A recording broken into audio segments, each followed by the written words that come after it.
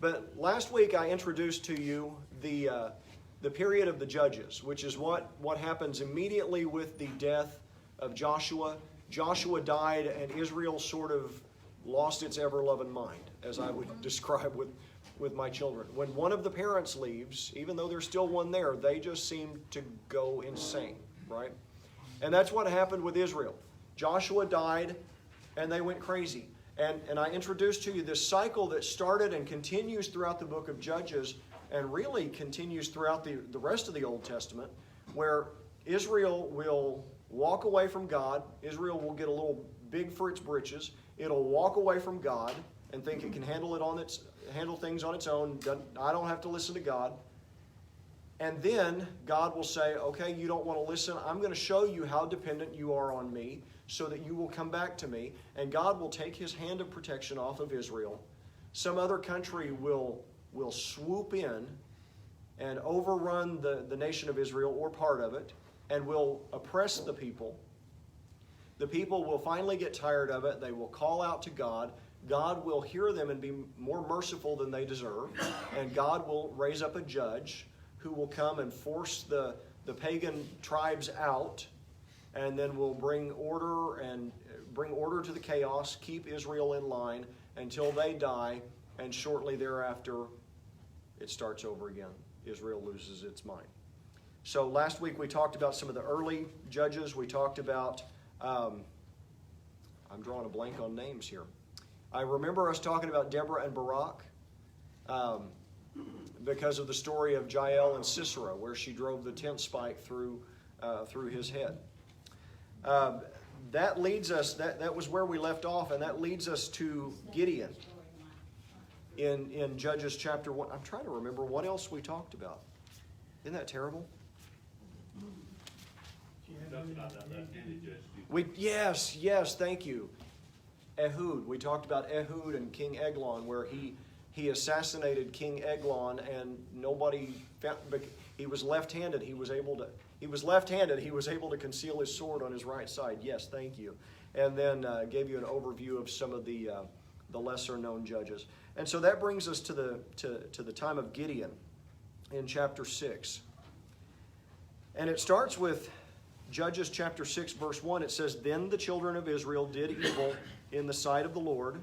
And you will see that phrase or some variation on that phrase over and over through the book of Judges. And it says, "So the Lord delivered them into the hand of Midian for 7 years."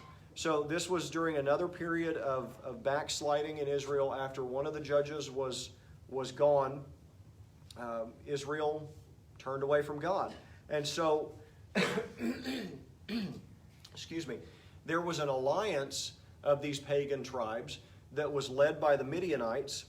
The Midianites seem to have had kind of a love-hate relationship with Israel. Moses' father-in-law was a Midianite, and so they seem to have gotten along then. But that was a few centuries ago at this point. By now, the Midianites are saying, "Wait a minute, there's a lot more Israelites near our kingdom than we thought." And kind of like the Egyptians started to view them as a threat. And so there was this alliance of people. They came in and they took over the parts of Israel that are east of the Jordan River, in what's now the country of Jordan today.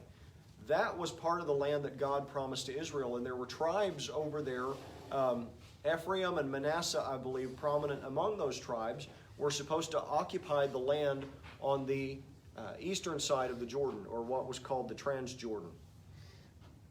The Midianites swooped in and took over those parts of Israel on the east side of the Jordan River, and eventually they crossed the Jordan River and they cut right into the central part of the country. So they basically split Israel in two.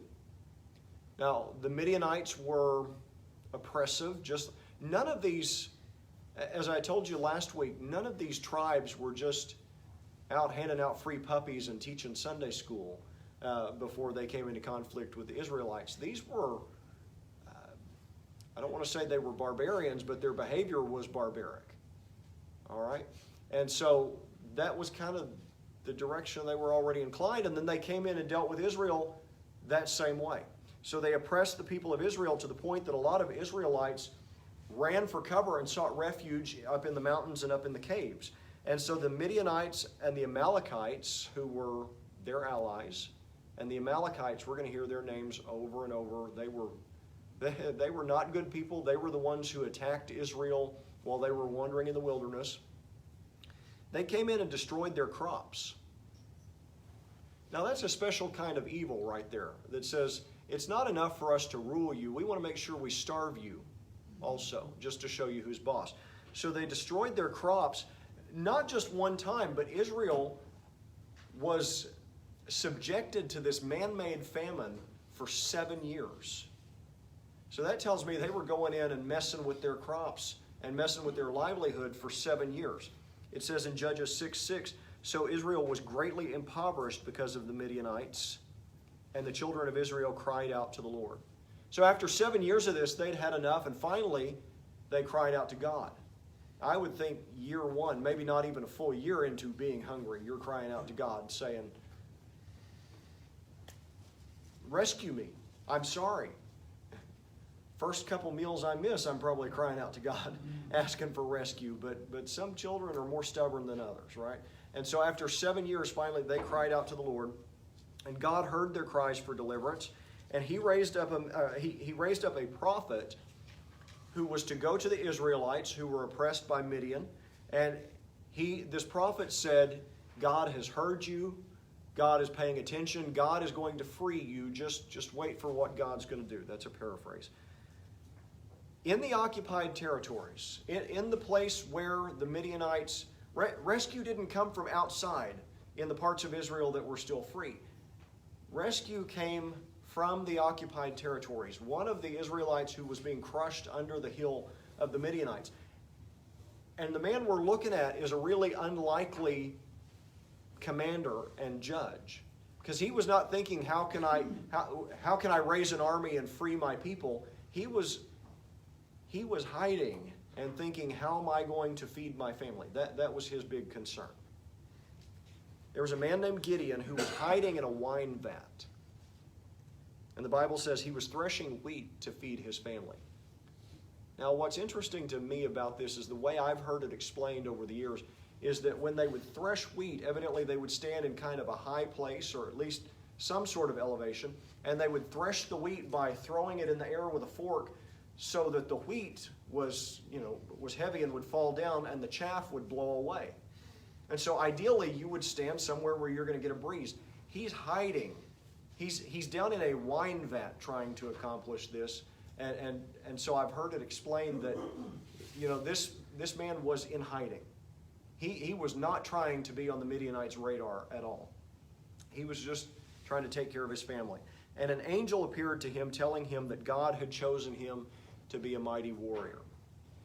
Now we see in verse 12 here it says, and the angel of the Lord appeared to him and said, the Lord is with you, you mighty man of valor.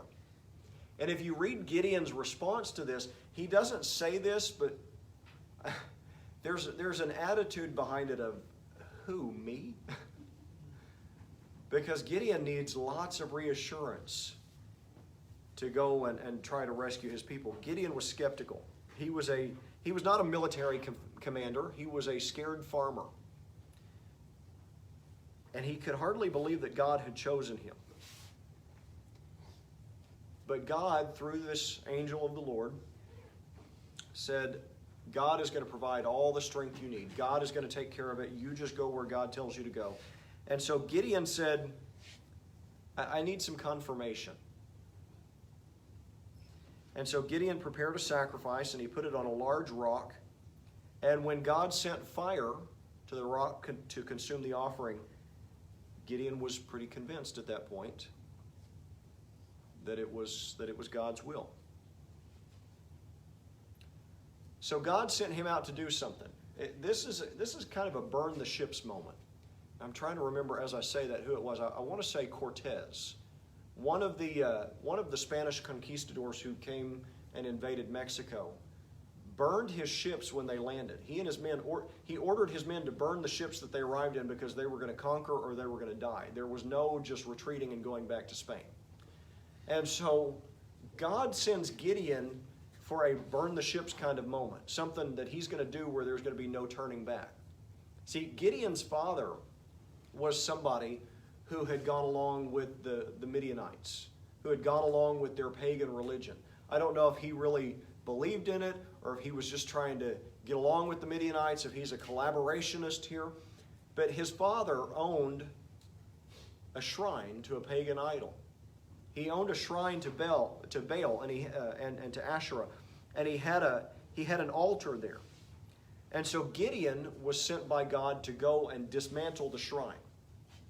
Now, Gideon's still a little afraid, so he does it at night.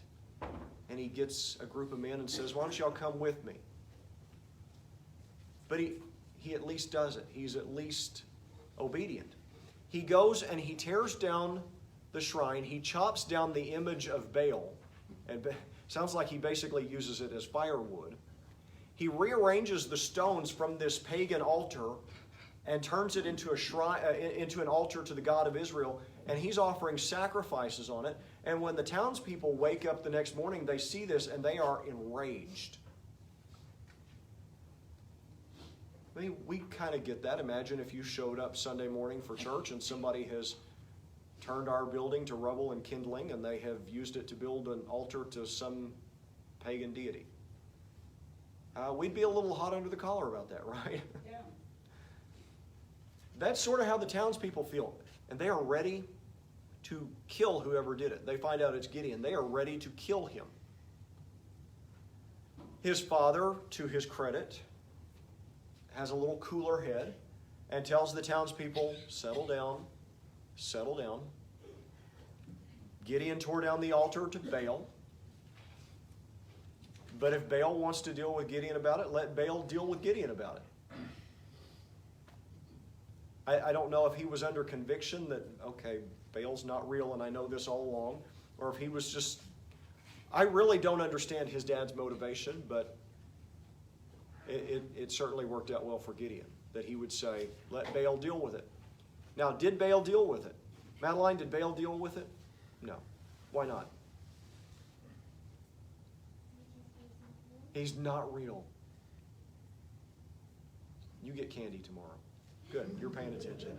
Baal is not real. I did not coach her. I just want to make sure she's paying attention. He said, if Baal's a god, just let Baal deal with it. And Baal didn't. And so we see Gideon sometimes later on in the book of Judges called Jerubbaal. I have trouble with that name because I heard it growing up, Jerubbaal. But I look and all the letters for that are not there. I think it's Jerubbaal. Because he was given this name, basically, he who struggles with Baal, struggles against Baal. So he was given this new name. So that was the beginning of Gideon's ministry. That was his burn the ships moment. Why do you think it was so important to God that Gideon go and destroy that idol?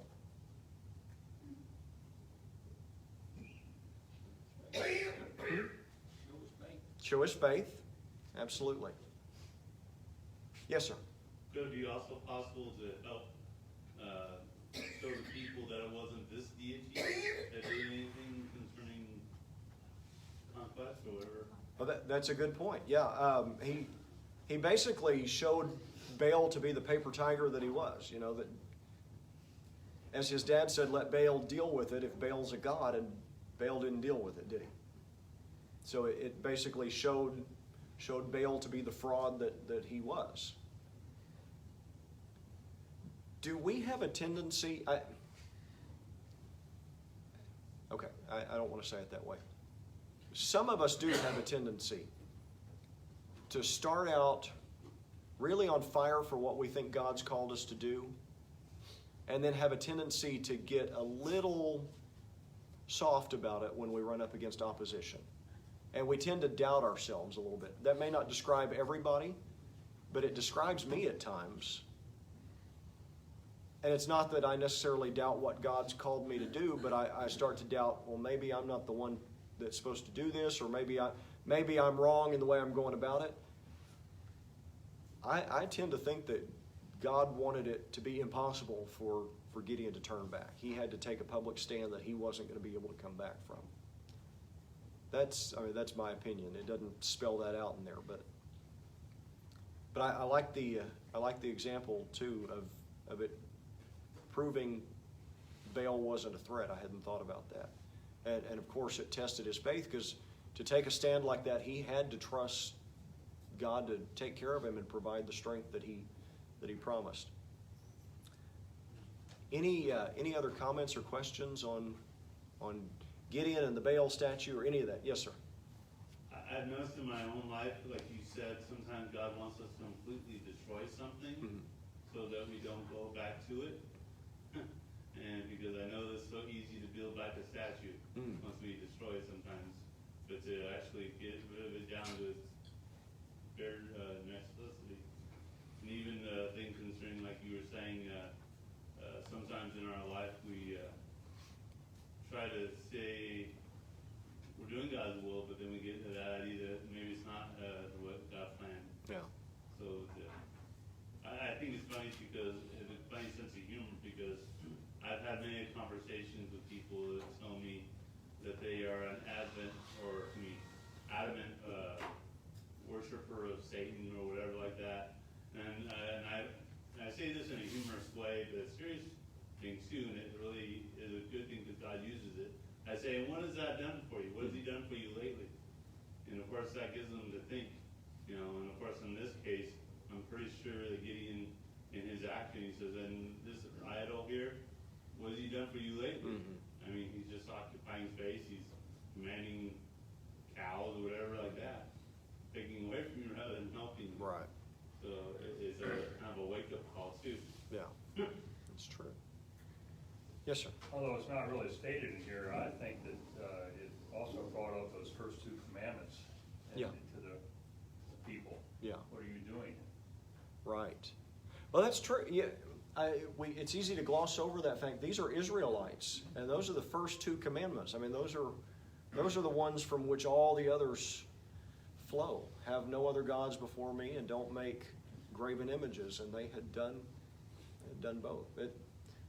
That's good. I hadn't thought about that. I'm so used to in the story Gideon fighting the Midianites that I forget these are. I mean, I know they're Israelites, but I forget that they're Israelites. So they needed to be reminded of what they were supposed to be doing too. Well, I mean, the Baal image was the father. Mhm. It says he had put him up. Yeah. But in the end, he ended up defending his son. So my thought was that, maybe you just put it up half-heartedly because everybody else was putting it up. That was the thing to do. And God needed somebody besides Gideon to stand up. And they encouraged other people to stand up. That's true. And they did. I mean, they had to follow. Yeah. Gideon. That's true. It does tend to. Courage is contagious. Courage is contagious. And so maybe seeing Gideon and his dad stand up, maybe there's the shot in the arm they needed. Anybody else? All right. Well, shortly after that, Gideon went on to battle against the Midianites. So when they moved into the Jezreel Valley, which is kind of the northern part of central Israel, that's kind of I wish I'd thought to put a map up here, but I didn't. When they moved into the Jezreel Valley, Gideon called on several tribes to send troops to fight with him. And he wanted to make sure he understood. This is where I say Gideon needed lots of reassurance. He wanted to make sure he understood God's directions and that he was on the right track. And so he asked God for a sign. And this is one of those areas where we talk about, you're not supposed to ask God for a sign, but apparently in some cases God's okay with it because we don't see him chastising Gideon for doing this. And you've probably heard you don't hear it much anymore, but you've probably at some point heard the phrase putting out the fleece, trying to figure out, trying to discern what God wants you to do. That comes from this story where Gideon asked God for a sign, and he took some fleece and he laid it out, and he asked God, if I'm on the right track here, if I'm doing what you want me to do, then make the fleece be wet with dew in the morning while the ground around it is dry. And so the next morning,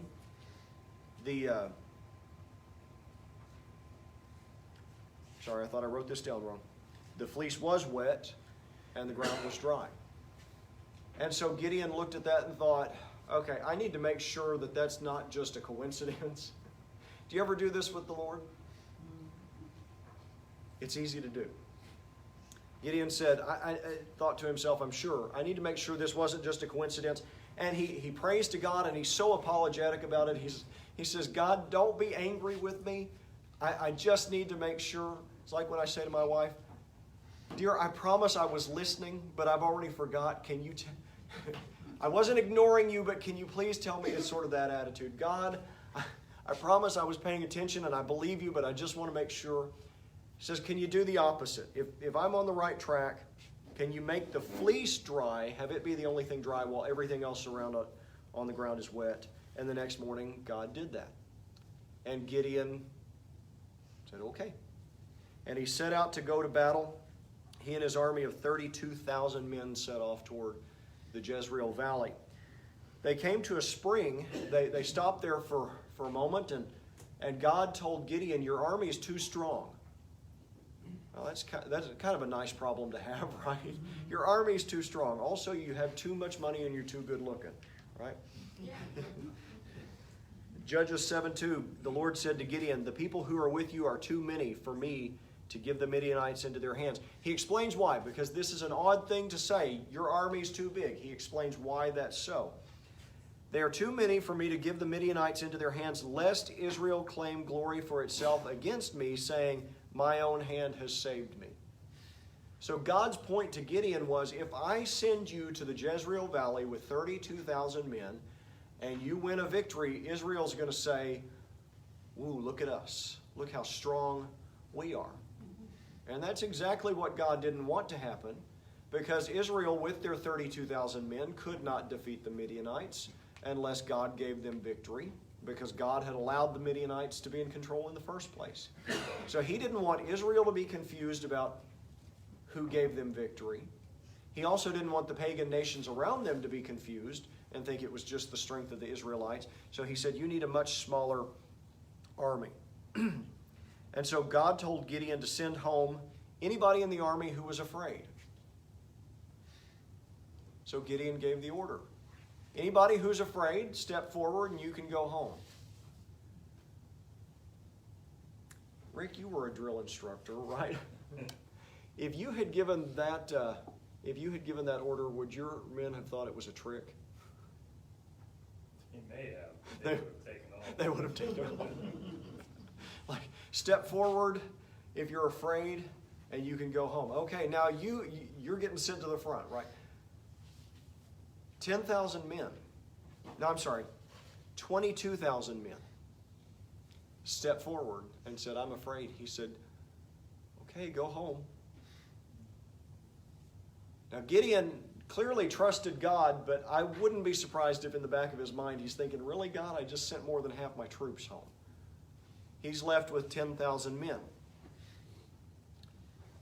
God told Gideon his army of 10,000 was still too large. So there at the spring, he sent Gideon to the water's edge with his men, and God told him, I want you to have the men take a drink, and I want you to have the men who cup their hands and raise the water to their mouths to drink, they can stay. But the ones who get down and drink, if they take their face to the water, send them home. And I'm amazed at how many men got down and sucked up the water, not with their hands, but got down and lapped up water like a dog. Because it was all but 300. There were 300 men who got down and cupped their hands full of water and brought the water to their mouths. And God said, take those 300 men and fight the Midianites. Now, I have some theories about why God picked that as a sign. And I'll be glad to tell you the main theory I have, but I'm not even sure it's right. But I want to hear, What do you think? Why do you think God would say, pick the men who cup the water to their mouths? If they pick the water up to their mouth, they can see. Mm-hmm. If they go bend down and lap it up, they can't see who's coming. Okay. That was my theory on it too, that God was looking for a few alert men. Yes. Anybody have any other? I know we're just kind of speculating, but I've always thought that was such an interesting. I mean, if God had wanted to, He could have said, you know, I'm gonna turn all the men I want you to take purple, and God could have made 300 men glow purple, and you know, but God chose this sign. I think it has to do with that. He wanted men who were going to be alert and take this seriously. Yes, sir. I know one particular teacher I heard was that the way they cupped it to bring to their mouth was as if when you're giving a gift to someone, because versus when you just bow down to it, it's not really giving the credit to where it's due, where it's coming from. Huh. Interesting. I haven't heard that. I'll look into that. All right. So Gideon's left with an army of 300. And again, no matter how much you trust God in your humanity, there's got to be some part of you that's saying, really? Really? But he takes his 300 men, and that night God, by the way, said, I'm going to tell you exactly what to do. You just stand where I tell you and do what I tell you to do. And so Gideon takes those 300 men, and God led them to conduct a sneak attack on the Midianite camp. They overheard somebody sneaked into the Midianite camp. And he overheard one of the Midianite soldiers talking about a dream he'd had that said they were going to be defeated. And so Gideon returned, and God led him to split up his army. Now, one thing you don't want to do, I told you last week, I've never served in the military. What I know of tactics, I've learned from lots of the Military History Channel, okay? I do know it's typically better to go with a bigger force, a stronger force, than a weaker one. So they've trusted God enough to violate rule number 1. I also know it's usually, not always, but usually a bad idea to split up your forces. They did that. So they're really having to trust God here. They split their forces into 3 groups of 100. That's what God told them to do, 3 companies. And Gideon distributed trumpets and torches among the soldiers. And again, it's interesting to me, this is an army that he just brought together. It's not like the nation of Israel has their own government and their own army at this point. This is basically a militia he's just assembled. Why did they have 300 trumpets? I'm puzzled by that, but God provides. Everybody got a trumpet and a torch. And they were supposed to cover these torches with pots, if memory serves. And they were supposed to take the 3 groups and surround the Midianite camp. This is in the middle of the night. Take your torches, cover them with pots, take your trumpets, sneak out around, and we're going to surround the Midianite camp with our little group of 300. And when Gideon gave the signal, the 300 Israelites were supposed to blow their trumpets. They were supposed to shatter the pots, all at once revealing these torches that made them look like a much bigger force. And so they did that, and the noise of 300 trumpets in the dead of night woke the Midianites. They suddenly see these torches all around them. They panic, thinking that they were being overrun by a much larger force, the Midianites and the Amalekites both. And so they jump up out of bed, and they start running for their lives, and they are so scared and so overwhelmed by what's happening around them, or what they think is happening, that they start attacking each other in the chaos. Meanwhile, the Israelites just kind of stand there, it seems like, while God fights the battle for them, because God has thrown the camp into such confusion that they're killing each other, and the Israelites aren't really even having to do anything. And so seeing that this camp of this part of the army has basically annihilated itself, the call goes out for the rest of Israel to rise up and search out the Midianites and the Amalekites wherever they can find them. And the Israelites are emboldened by this. The Israelites realize that God is on their side, or they're finally back on God's side. And they rise up and they go find the Midianites wherever they can. They fight back and they win. As a matter of fact, the Midianites that are fleeing and escaping, the Israelites are catching up with them, and it's just a nightmare for the Midianites. Even the Midianites' princes, their royalty even, were killed. And you just didn't do that. I mean, there were rules of decorum, but it didn't matter because they had oppressed Israel for so long, and God said that's it. And so God used Gideon and his army to defeat the Midianites, to run them out of Israel, and then Gideon kept the area where he was a judge peaceful for the next 40 years until he died. Okay, I want to take you through one final story tonight. And this is an example of something that we see throughout Scripture, where someone will be serving the Lord and they forget to teach their children to serve the Lord, and so their children don't and make a big mess. Eli and his sons come to mind. That'll be a few weeks from now, I'm sure. But Gideon had a son named Abimelech. And Abimelech was not, he was an acorn that fell way far from the tree. So Gideon's ministry and his leadership are in chapter 6 through 8. Chapter 9 gets us to Abimelech. Now, I might add, too, that Gideon was so beloved and respected by the people that they wanted to make him king. And Gideon, time after time, refused this. Back in chapter 8, verse 23, Gideon said to them, I will not rule over you. Notice this, nor shall my son rule over you. And he explains why. The Lord shall rule over you. This was plan A for Israel as far as their government, was for the Lord to rule over them and for them to obey him like a king. Now, Gideon died eventually. And after Gideon died, his son Abimelech thought, you know what? I'm Gideon's son.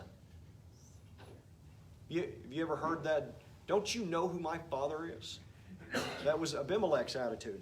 Because he was Gideon's son, he thought, my dad was the great judge, the great conqueror, the great liberator of Israel. I should be running things.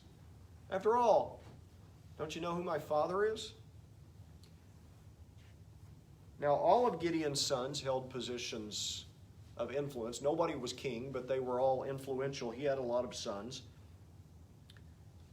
And that was a problem for Abimelech, because he wanted to be the most influential. He didn't want anybody who could challenge him.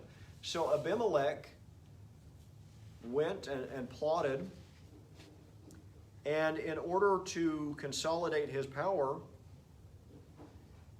he thought, these brothers of mine have got to go.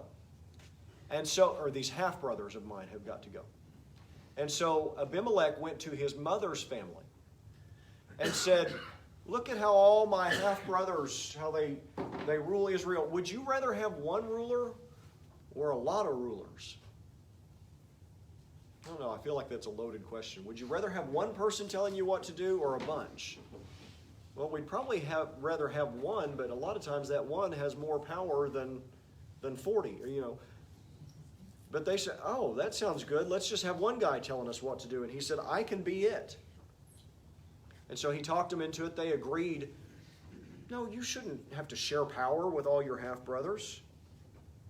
And so Abimelech's mother's family took up a collection. They passed the hat. And they gave a contribution, enough money for him to go and hire some mercenaries to be on his side. And Abimelech and his little hired army went and they hunted down every one of his brothers that they could find, and they killed them. Now, one of them survived and got away. But now Abimelech doesn't see anybody else. The people respected Gideon, so they're going to follow him, and there are no more of Gideon's sons to challenge him except for the one who escaped. He doesn't see anything to stand in his way, so he seized power. Now, there was, he went from place to place throughout Israel, getting the leaders in every region and every city to pledge allegiance to him. And when he came to a place called Shechem, he went to the elders there at Shechem and got them to pledge allegiance to him. And his one surviving brother, Jotham, said, you know what, I've had enough of this. This is insanity. And so Shechem stood atop a nearby mountain, and I've tried to picture this. I can't imagine standing on top of Mount Scott trying to holler down to the people in the valley below. They wouldn't hear it. So I'm assuming it's a hill, not necessarily a mountain like we'd think of, but he's up in the mountains. I'm not sure exactly what this looks like. But he went to a high spot and he shouted at them because he said they were dishonoring his father's memory by supporting somebody like Abimelech. You know, Gideon had come as God led him to. Gideon had come as a liberator to set the people of Israel free, and now they were bowing down before a tyrant who had come in the name of Gideon. He says, this is crazy. This is against everything my father stood for. And so we get to Judges 8, 19 and 20. And it says, if then you have acted in truth and sincerity with Jerubbaal and with his house this day, then rejoice in Abimelech, and let him also rejoice in you. But if not, let fire come from Abimelech and devour the men of Shechem and Beth Millo, and let fire come from the men of Shechem and from Beth Millo and devour Abimelech. Now, there's more to the speech than that. But basically what he's saying is if you really are loyal to Gideon and his memory, and you think this is what he wants, if you really think this is what he would have wanted and what he stood for, then go ahead. Be my guest. But if you know down in your heart that this is not what Gideon would approve of, then y'all deserve each other. He says basically, I hope fire shoots out of y'all and gets Abimelech, and I hope fire shoots out of Abimelech and gets you, and I hope you're all burned up because you deserve each other. How do you think Abimelech felt about that? How do most tyrants feel when they're challenged? Oh, that's not going to happen to me. Abimelech didn't care for that at all. And so Jotham had to flee for his life. And he lived out the rest of his life in exile. Now, 3 years later, Abimelech ruled, and Abimelech was a tyrant over Israel for 3 years. But 3 years later, God said, okay, that's enough of that. And so God started to cause division in Abimelech's alliance. And there was crime, and there was unrest, and there was disorder in Shechem. And the people actually rose up against Abimelech to overthrow him. And so Abimelech and his army had to come in and fight against the people who had been loyal to them, his own people. They defeated the rebels. They destroyed the city. And they chased these people of Shechem. Remember, these are people that said, yes, we're with you. We don't care what Jotham says. We don't care about what Gideon stood for. We're with you, Abimelech. 3 years later, they're at each other's throats. And Abimelech is chasing them, and his forces are chasing them into the mountains. Now, he chased some of them to a fortress at a place called Thebes, or Thebes. I don't know how you... It looks like Thebes, like the Egyptian city, but with a Z at the end, so I assume it's Thebes. And they kind of hunkered down in this fortification, and so Abimelech's men laid siege to it. They were trying to capture it. Abimelech was leading the charge, and he went up to one of the watchtowers on this fortification and tried to set it on fire so that it would burn down and they could march through and overrun the fortification. But there was a woman who was up in the watchtower, or up on the wall, and she dropped part of a millstone over the side of the wall and smashed Abimelech's head with it. Now Abimelech fell to the ground and he lay there dying. A millstone on the head at that time was apparently not something you could survive. It wasn't just a little bump on the head. He lay there dying, and Abimelech called his second in command over to him. And he gave the man a really strange dying wish. He asked his second in command to take out his sword and kill him. Now, I'm sure he wanted to know, why would you want me to kill you? He said, I want you to kill me because I don't want I don't want to be remembered in Israel for having been killed in battle by a woman. I'm not sure what it matters. Dead is dead, but that was... He didn't want to be remembered for being killed by a woman, so he wanted his second in command to kill him. So he killed him. And once Abimelech was gone, it was kind of a weird situation. He was sort of the guy that you either really, really loved or you really, really hated. And once Abimelech was dead, both sides just kind of went, what were we mad about? And everybody just kind of put down their weapons and went home, like we're just going to sweep it under the rug and act like it didn't happen. And we'll talk about what happened next week. If you have questions or comments, I guess I didn't give you a lot of time to comment or question on those last two stories, but yes, sir. Is it highly possible that Abimelech had heard that story concerning that one woman that was victorious about the tent peg? About Jael? Maybe he did. And he said, oh, I don't want to be associated with that.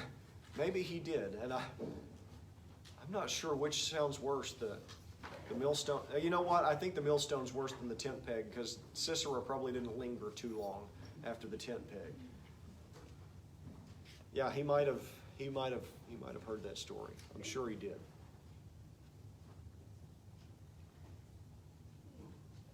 The reason why these stories are important is because we see how God is dealing with Israel.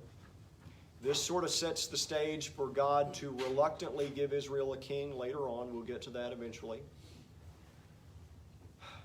Some good does come out of that, and God uses King David as an example to point people to Jesus Christ. So even here, way back in the book of Judges, 1,200 years before Christ, God is still at work, already at work, pointing people, moving things toward Jesus and his coming.